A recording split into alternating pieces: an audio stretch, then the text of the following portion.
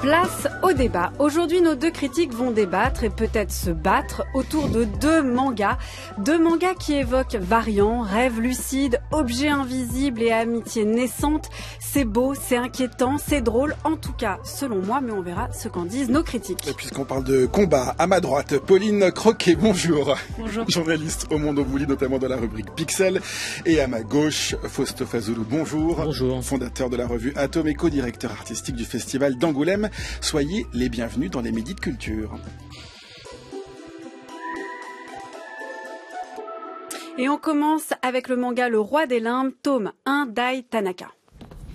Peter, les toutes premières minutes vont être très déstabilisantes. Et n'oubliez pas, ce n'est pas réel.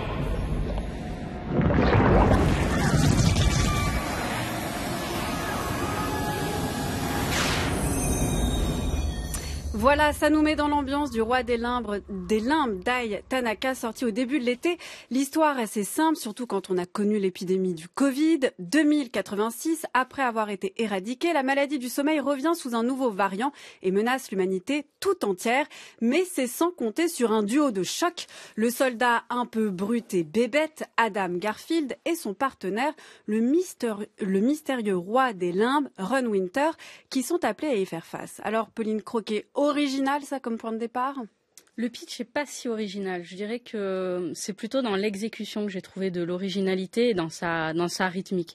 Mais finalement, moi, le pitch, c'est pas ce qui m'a attiré le plus. J'ai eu même un petit peu de mal à rentrer dans le livre. Ouais, dans l'histoire. J'étais un peu déstabilisée, mais peut-être que c'était aussi parce que c'était justement trop attendu comme histoire, trop simple presque.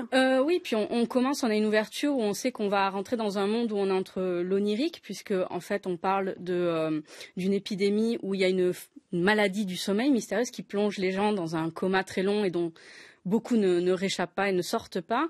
Et en parallèle, on a le réveil donc du héros, d'une personne qui se réveille sur un lit d'hôpital, qui est un ancien militaire et qui se retrouve blessé.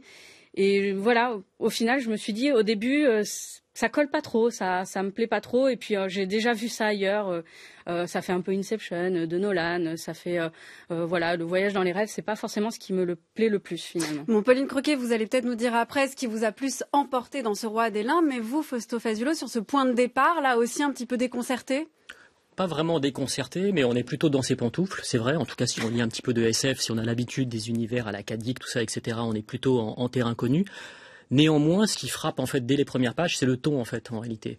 C'est-à-dire que, alors, je vais parler du ton et du ton, c'est-à-dire à la fois du graphisme aussi, du graphisme tonal, et aussi de la manière dont elle va insérer des moments un petit peu plus légers. Et dès le départ, il y a une première rupture de ton, puisqu'effectivement, on croit, comme tu le disais, Pauline, un soldat alité et amputé. Donc et, c'est Adam Garfield, dont je parlais dans le fameux Adam début. Garfield. Donc on a une espèce d'image comme ça, qui a une sorte de réminiscence d'un film qui s'appelle Johnny Got His Gun, qui est un film aussi justement. Il faut avoir la référence quand même là. Oui, mais bon, en tout cas c'est un film très très important et en tout cas si on l'a vu, on y pense. Et alors c'est quoi cette image ? Décrivez-la nous quand même. Bah on a un soldat en fait qui est alité et qui découvre qu'il lui manque un membre, l'une de ses jambes, et en fait l'impact dramatique est très vite désamorcé par une de ses remarques, c'est je viens juste de m'acheter une paire de bottes en cuir, est-ce que je peux au moins en ramener une histoire de me faire rembourser ? Qu'est-ce que je vais faire de la deuxième Voilà. botte ? Il commence aussi quand même par quelle poisse ? Genre, c'est comme si il avait juste perdu un stylo, quoi. Donc ce qui est assez intéressant, c'est qu'effectivement on se retrouve avec une mise en place typique de la SF avec toute la dramatisation et le côté un petit peu tragique que ça implique, et très très rapidement on a un désamorçage avec cet humour-là, et c'est vrai que ce personnage-là qui est littéralement le point d'entrée pour le lecteur dans le drame en fait, on va le suivre tout du long jusqu'à sa rencontre avec le fameux Run, je sais pas exactement comment on prononce. Alors Pauline Croquet, après qu'est-ce qui vous a peut-être emporté ? Moi j'avoue j'ai pas été très déconcertée, mais je suis pas du tout familière de la SF ni rien, j'ai tout de suite rigolé. C'est ça tout de suite qui m'a plu. Vous, est-ce que c'est ça aussi après qui vous a pris ? Alors, très certainement, le décalage avec ces cases un petit peu plus dessinées en forme de gag. On a des traits d'expression très rigolos qui contrastent avec le côté thriller, épidémie mondiale, angoisse. On sent qu'on court à la catastrophe. Et ce qui m'a plu, moi, c'est le cheminement que fait le héros pour en savoir plus à propos de son futur partenaire, donc le fameux Run, puisqu'en fait il ne connaît rien de lui, il n'est pas du tout emballé à l'idée de nouer un partenariat avec lui, et on sent bien avec le dessin de la couverture que c'est un personnage un peu mystérieux, et en fait il va en apprendre un peu plus de ce personnage à travers toutes les rencontres qu'il fait dans le centre où il est en convalescence, donc avec les médecins, avec la kiné, avec le directeur, et donc en fait il a plein d'échos de son partenaire, mais il va falloir qu'il se fasse sa propre idée. Et donc c'est à partir, le point de bascule pour moi et le point qui a commencé à me convaincre dans cette histoire, c'est quand on lui laisse le droit finalement de commencer à se faire sa propre idée du personnage. Et donc d'aller à la rencontre de ce Run Winter. Moi, j'ai trouvé que l'histoire était drôle, ça c'est vrai, mais parfois pas très lisible. C'est-à-dire que je parle pas de la traduction ni des dialogues, mais vraiment difficile à suivre parce qu'en fait, on est dans la tête d'Andrew Garfield, qui est quand même un peu bébête. Il faut quand même revenir sur ce personnage un peu bébête. Et on a du mal parfois à suivre son cheminement entre est-ce qu'il a envie d'y aller, est-ce qu'il n'a pas envie d'y aller, est-ce que c'est ça l'enjeu, est-ce qu'en fait c'est la maladie du sommeil. Mais c'est ça qui est intéressant. Enfin, c'est-à-dire que l'autrice Ai Tanaka, elle est vraiment très rigoureuse en termes de point de vue. C'est-à-dire qu'à partir du moment où elle a décidé d'épouser le point de vue de son personnage, avec tout ce que ça se comporte de maladresse, de failles et de questionnement, elle ne s'y dérobe jamais. Et du coup, elle nous met aussi dans ses bottes, hein, sans mauvais jeu de mots. On parlait de bottes au début, mais du coup, on est dans aussi, sa botte. dans sa botte, c'est ça. On est étreint par les mêmes interrogations que lui. En fait, c'est ça qui est intéressant. Et ce qui est drôle aussi, c'est que donc le manga a été dessiné en 2016. Enfin, sa publication au Japon a commencé en 2016. Donc, c'est vrai qu'aujourd'hui, quand on le lit à l'aune de ce qu'on a traversé effectivement avec la Covid, il y a comment dirais-je, une sensation troublante, un peu familière, alors que c'était tout à fait involontaire. Mais il y a tout un vocable en fait dans le film, dans le livre, pardon, qu'on retrouve et qui aujourd'hui est complètement. Oui, quand on parle de variants, voilà, on n'est pas du tout déconcerté. Exactement, d'épidémies, de variants, etc. Et c'est vrai qu'on a cette espèce de proximité instantanée avec le récit et une sorte d'écho avec l'actualité qui est assez troublant et qui du coup en fait opère immédiatement sur le lecteur. Pauline Croquet. Puis en même temps, il ne faut pas oublier donc ce héros, il se réveille. Donc c'est son retour à la vie normale, peut-être à la vie civile. Il est chamboulé, donc il le prend avec un certain humour et une certaine nonchalance. Mais il y a quand même tout ce travail de je reprends ma vie et en même temps on me plonge dans un problème, une problématique mondiale. Et donc je pense qu'aussi la part de déconcertation, elle vient peut-être aussi de là.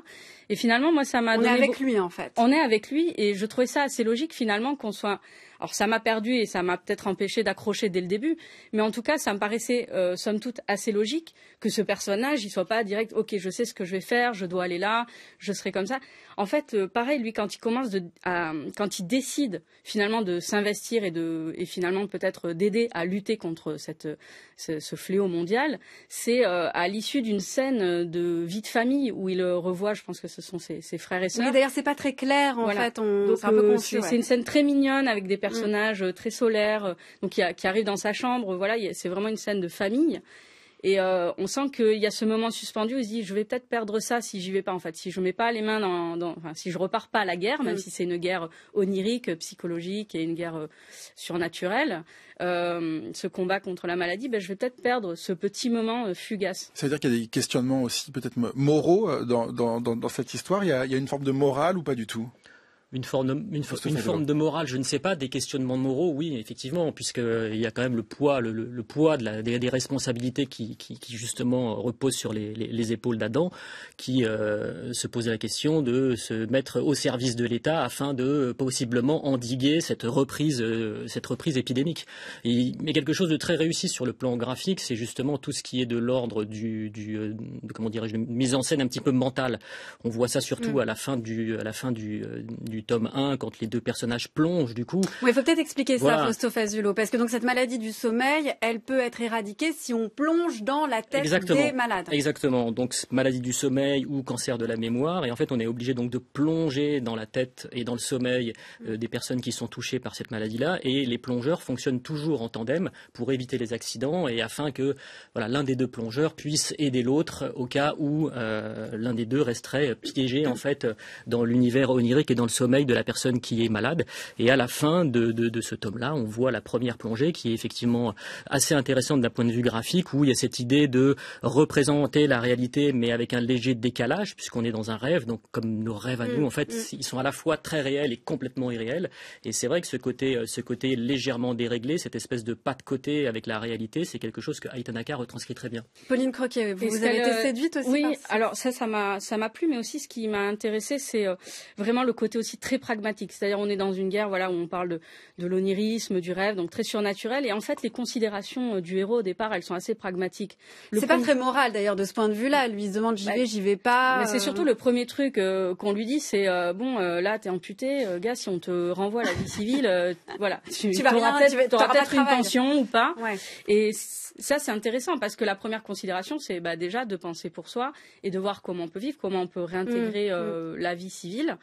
Et puis finalement, même au début aussi, la rencontre entre les deux personnages, le moment où ils se disent qu'ils vont travailler ensemble, c'est pas forcément de leur plein gré. Il y a un côté un peu de chantage. C'est imposé, en fait. C'est souvent comme dans les duos, d'ailleurs, dans les films où les duos sont imposés. Là, on retrouve quand même ce côté. On fait. Elle le dit, d'ailleurs, Ai Tanaka, qu'elle a voulu faire un buddy mono, c'est-à-dire en gros un récit de potes. Oui, c'est ça. C'est l'archétype même de ce qu'on retrouve au cinéma avec les buddy movies, c'est-à-dire deux personnalités opposées, parce que scénaristiquement, ça fonctionne. Si on met en scène deux personnages qui se ressemblent, ça n'a absolument aucun intérêt. Et là, graphiquement aussi, l'intérêt c'est d'avoir deux personnages qui physiquement sont différents. Et ça marche. Donc graphiquement, au niveau du trait, c'est-à-dire au niveau à la fois de la psychologie d'Adam, de la représentation de la plongée et de la différence entre ces personnages-là, vous trouvez que tout se tient bien? Ça se tient bien, oui. Et puis avec des espèces un peu de rupture, de qualité dans le dessin aussi. C'est-à-dire qu'il y a des moments qui sont un petit peu plus inspirés que d'autres. Sauf que on n'arrive jamais trop à savoir jusqu'à quel point son trait est volontairement maladroit ou pas. Vous voulez dire s'il a fait un dessin moche, volontairement voilà. ou Alors pas? après, c'est bon, la beauté du trait, c'est toujours un peu subjectif. Enfin, mais il y a quelque chose d'assez intéressant, c'est-à-dire qu'il y a des espèces de dérapages graphiques. Je sais pas trop comment je pourrais les qualifier autrement, et on se demande en fait jusqu'à quel point c'est de la maîtrise, c'est de la conscience, ou si vraiment ça a été précipité et accidentel. Et expérimenté aussi, parce que ce qui est intéressant aussi dans le traitement de ce livre, c'est qu'en fait, elle utilise plutôt une patte graphique qu'on voit plutôt dans des récits tranches de vie ou dans des récits du quotidien. Il y a un côté aussi très mode dans les personnages. On sent, il y a quand même le travail, le design en fait des tenues et tout ça, qui finalement souvent dans des séries de science-fiction, notamment en manga, on a des choses beaucoup plus fantastiques, beaucoup plus un peu rétro-futuriste, un peu cyberpunk et tout ça. Et là en fait finalement on l'enlève un peu, et ça m'a beaucoup plu. Et il est vrai que parfois il y a un côté comme ça un peu de... Oui, ça déraille parfois un peu graphiquement, et d'une case à l'autre même on le retrouve, et c'est intéressant. Mais je me demande à quel point il y a aussi cette part d'expérimentation, de tâtonnement, et tout est permis en fait finalement quand on est dans un monde qui est entre la réalité et le rêve. Est-ce qu'on est... Non, comme on est dans le tome 1, justement, qu'est-ce qui fait qu'on s'attache à leur relation, à ce duo qui est en train de se créer devant nos yeux? L'alchimie fonctionne assez rapidement entre les deux personnages. Je pense que c'est un peu la clé. Mais ça arrive tard, Fausto Fazulo, en fait. Oui, ça arrive tard, mais c'est tard. Et puis Ron Winter, on l'entend pas beaucoup parler. Ouais, mais alors c'est aussi l'intérêt. C'est-à-dire que c'est un personnage qui communique avec son corps en réalité, avec sa gestuelle, avec ses postures, et ça elle l'a très bien compris. Et l'intérêt c'est d'avoir aussi cette idée de peut-être d'incommunicabilité au départ qui va progressivement se fissurer pour laisser place à une relation qui est peut-être un peu plus fusionnelle, voire homo-érotique entre les deux. Moi c'est un peu ce que je ressens. Ah, déjà, dès le premier volume. Dès la couverture, en fait, en réalité. Ah oui. Oui, dites-nous, pourquoi? Dès la couverture. Dites-nous, alors, on est à la radio, on la voit pas. Non, mais c'est peut-être moi qui ai un biais, j'en sais rien. Mais en fait, il y a quelque chose, comme le disait Pauline, il y a quelque chose de très modeux, en fait. C'est-à-dire qu'on voit qu'elle soigne vraiment la petite chemise en jean, les manches retroussées, la ceinture. Il y a un détail, en fait, dans les détails. Ils sont un peu métrosexuels, quoi. C'est ça que vous voulez dire? Ils sont un peu métrosexuels, ouais, pourquoi pas. Et moi, je trouve qu'il y a une sorte j'irais pas jusqu'à dire de tension homo-érotique, mais on se demande si tu vas pouvoir rapprocher, en tout cas, des personnalités au dessin si différent. Oui, puis de toute façon, toutes les fictions en fait buddy finissent par avoir ce type de sous-texte-là. La bromance, en fait. Oui, ça arrive, ça pointe à un moment ou à un autre, quoi. Vous êtes attaché, vous, du coup, aussi à ce duo et à cette bromance qui naît? En fait, ce qui m'a intéressé aussi, c'est, je me suis demandé, et c'est ça qui m'a fait tenir, c'est me demander à quel point aussi ils allaient découvrir quelque chose d'eux-mêmes quand ils vont finalement plonger. Donc aller partager finalement ces voyages dans le sommeil, parce que effectivement, on a plutôt donc ce run, il est très taiseux et on sent qu'on va en savoir plus en fait parce qu'il va laisser découvrir. Et je pense qu'il le sait très bien qu'en fait, travailler avec quelqu'un, plonger avec quelqu'un, c'est aussi laisser une part de tout ce qu'il verrouille en fait dans la vie réelle, puisque au final, on le voit, il a des rendez-vous dans des cafés, mais on sait pas, il se rend très régulièrement dans des cafés, il parle à personne, il prend toujours le même repas. Donc là, c'est le personnage mystérieux de Ron Winter. Mais on en sait guère plus, et finalement, ça va être probablement, et moi, c'est ce que je me suis dit, et ce qui m'a aidé à tenir, je me suis dit, comment ça va fonctionner aussi mais dans ça, les on plongées. Le sait pas encore. En fait, faut lire la suite de mais du coup, ça m'a donné envie de poursuivre. Mama, can you do the limbo? See how I'm doing it, I'm doing the limbo. Even Albert can do the limbo. Even Bentley can do the limbo. Maggie, can you do the limbo? Everybody, come on, let's do the limbo. Here we go. Jusqu'à 13h30, les midis de culture, Nicolas Herbeau, Géraldine Mosna-Savoie. Le tome 1 du Roi des Limbes d'Aitanaka, traduit par Johan Leclerc aux éditions Le Lézard Noir. Et on attendra les 5 autres prochains volumes qui compléteront cette série. On passe maintenant au manga Blank Space, toute autre ambiance.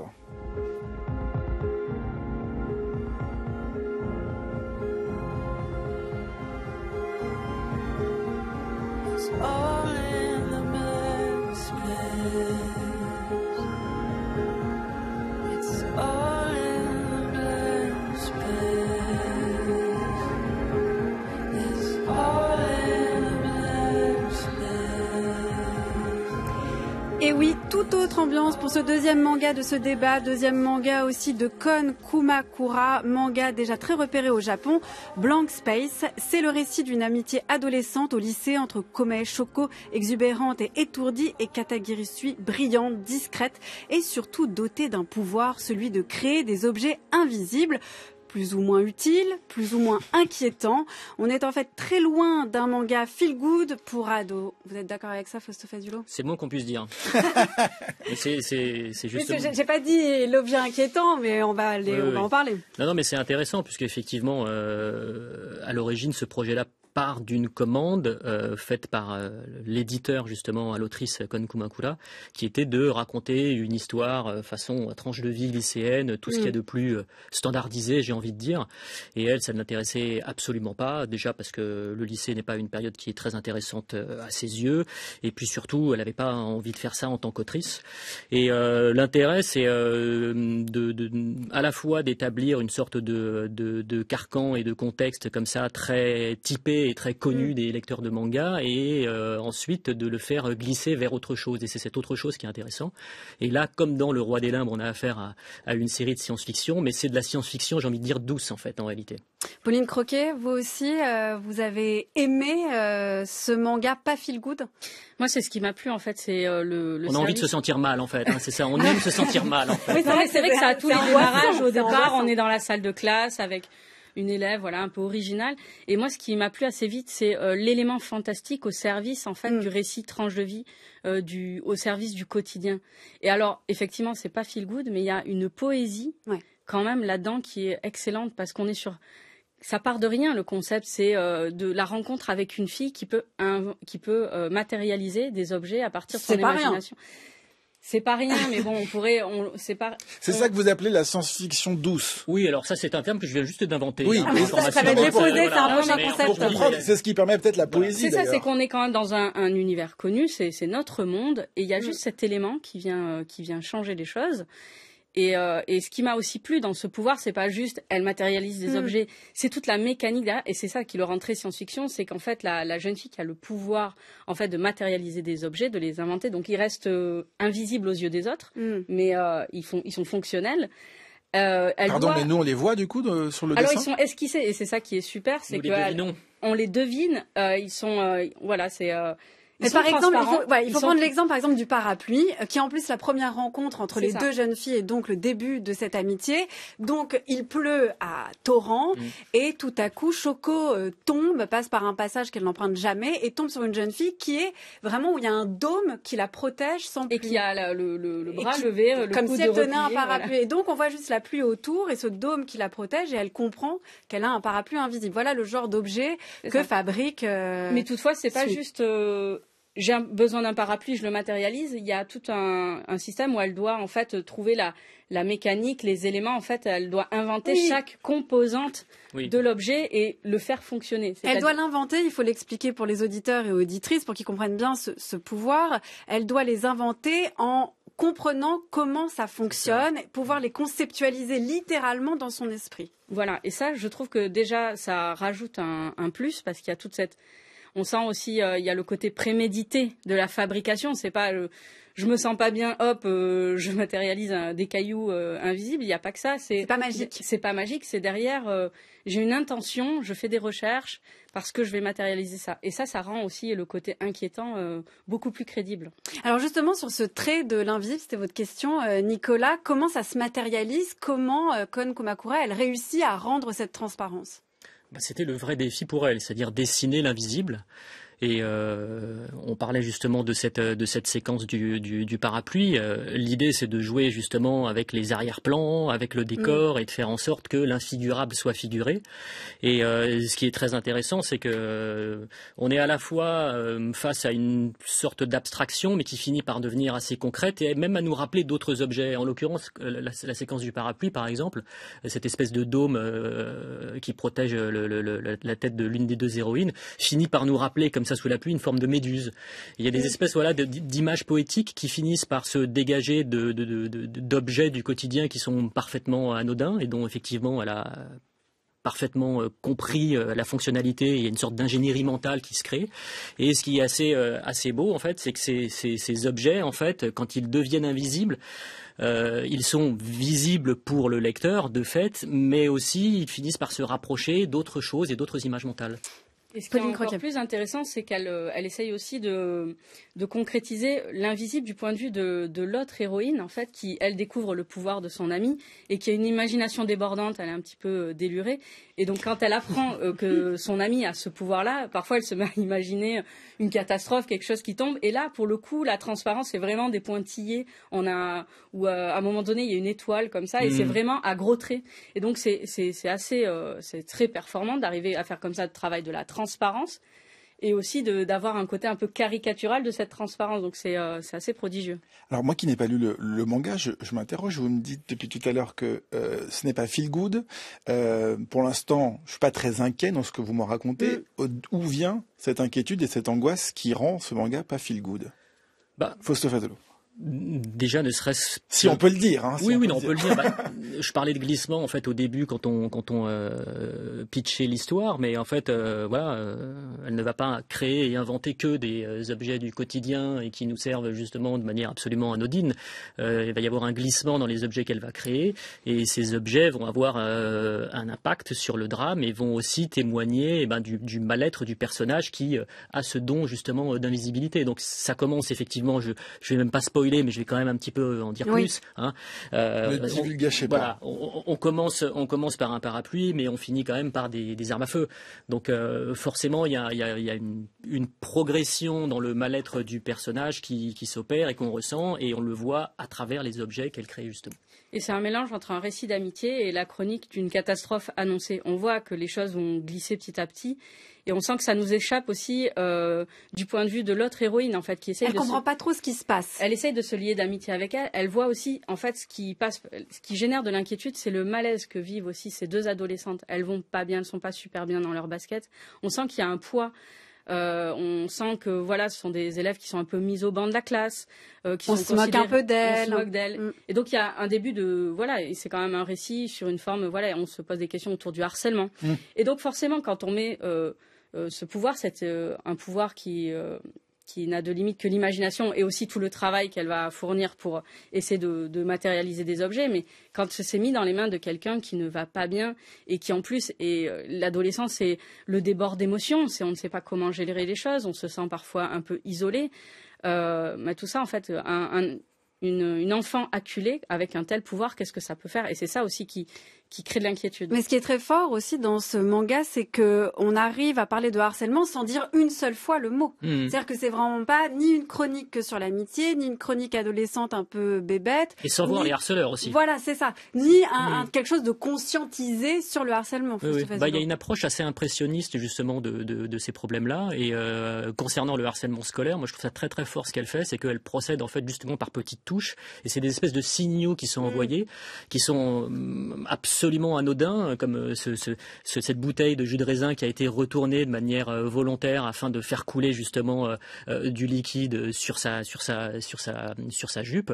Voilà des petites choses comme ça qu'on voit, où on ne sait pas qui les a faites, on ne voit pas les harceleurs, on voit simplement la réaction de la personne qui est touchée et qui est victime de ça, et ensuite sa réaction qui va être de créer des objets invisibles pour...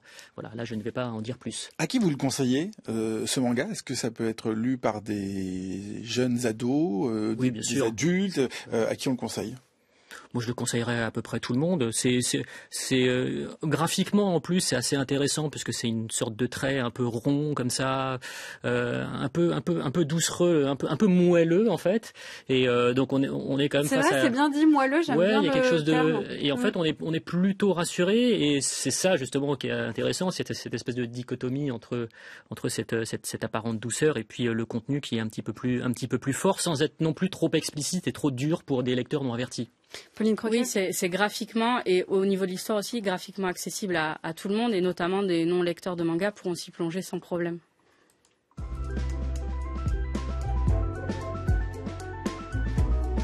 Et voilà pour Blank Space, le premier tome de Kon Kumakura, traduction d'Alexandre Fournier aux éditions Casterman Saka. C'est sorti il y a une semaine et ce sera une série complète en 3 volumes. Merci à tous les deux, Pauline Croquet, journaliste au Monde, rubrique Pixel, et merci à vous, Fausto Fazulo, fondateur de la revue Atome et co-directeur artistique du Festival d'Angoulême. Et bien, pour connaître toutes les références, rendez-vous sur le site de France Culture, à la page de l'émission Les Midis de Culture.